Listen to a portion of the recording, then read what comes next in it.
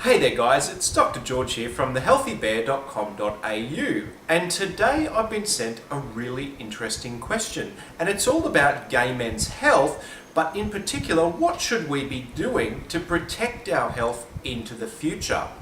I understand that the message about safe sex is well and truly out there. We know about safe sex, but what other things should we be aware of outside and beyond of HIV?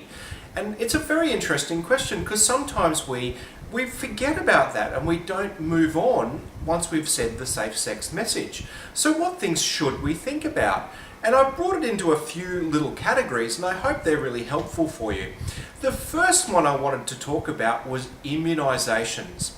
Now, normally people only get immunisations if it's associated with work or something like that, but gay men can benefit from a couple of immunisations definitely, and then there's a few that I'd like you to consider as well.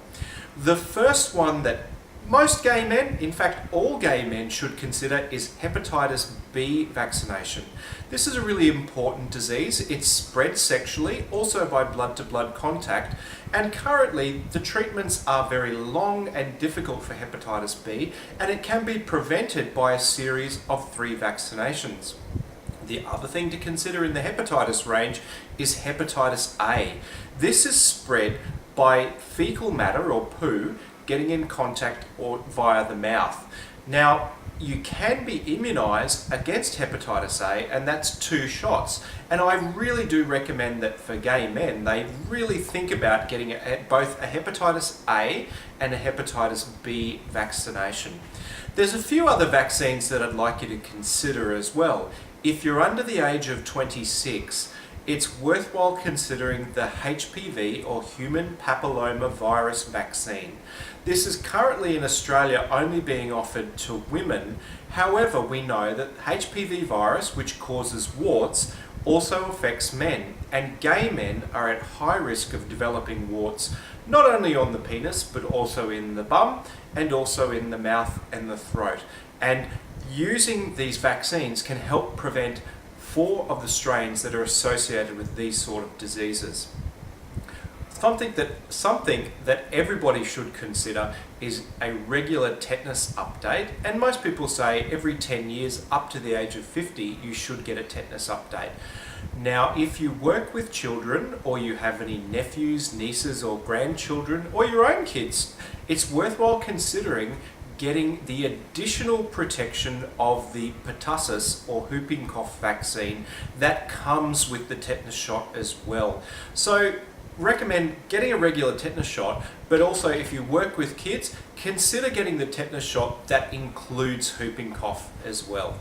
So that's the vaccines that I thought are very useful for gay men to think about. Other things to consider is like regular sexual health checks. I know I mention this again and again and again, and that's because it's really, really important. So just as a reminder, I know that you're all keen listeners. All gay men who are sexually active should consider getting a full STI screen every year. So that includes blood tests, and that's for HIV and syphilis, hepatitis B if you haven't been immunised, and hepatitis C if you've had some blood-borne activity, like potential things like fisting, but also sharing needles as well. That's ways that hep C can be spread. So that's the blood tests. The other tests is a urine test for chlamydia and gonorrhea. If you've given oral sex, it's worthwhile having a swab of the back of your throat to check for gonorrhea and also chlamydia. And also, if you've had anal sex, even if it's just been a finger up the bum, it's worthwhile considering getting an anal swab to check for chlamydia and gonorrhea as well. Now, the recommendations are every year if you're sexually active, if you've had more than 10 partners in a year, or if you've gone to a sex club or picked up over the internet, it's recommended to get that done every 6 months. And if you're particularly active, maybe every 3 months. I think you'll understand that if you've had more than a handful of partners, then it's worthwhile considering getting that done as well. What other things should gay men consider getting done? I'll have to put my good teeth in. What I would recommend is getting good exercise on a regular basis, and that's 30 minutes of exercise where your heart rate's up and you're pumping and a little bit puffed. They recommend that you need to have 5 sessions of that each week. And I recommend that definitely. It's good for the heart, it's good for the body, it will help you to keep all of those bad fats in your blood down as well. And also it's great for the mood, it'll help you feel happy and invigorated with life. On the subject of feeling happy and invigorated with life, if you feel that you've been down or you haven't been sleeping properly or you just haven't really been feeling yourself, talk to your doctor about the possibility of things like depression, anxiety. It's actually much more common amongst the gay community than the straight community, and it's worthwhile getting that screened for as well. The other thing is that other checks that all men should be getting, things like if you're over the age of 50, consider whether or not you would like to get things like prostate checks. If you're over the age of 40 and somebody in your family's either had prostate cancer or breast cancer or ovarian cancer, it might be worthwhile considering getting that earlier. All of these sort of things are part of, in Australia, what's called the 40s health check.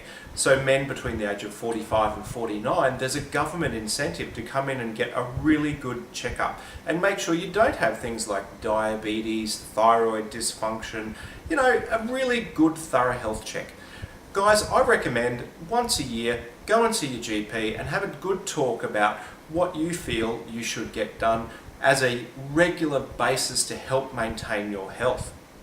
But as gay men, as I mentioned right at the start, the main things are consider getting vaccinations, in particular Hep A and Hep B, and then to think about whether or not you need to have things like whooping cough, tetanus, and maybe even the HPV vaccine, regular sexual health checks, regular mood checks to make sure you're happy and going along well, and then, the rest of it is the stuff that every man should be getting done. And guess what?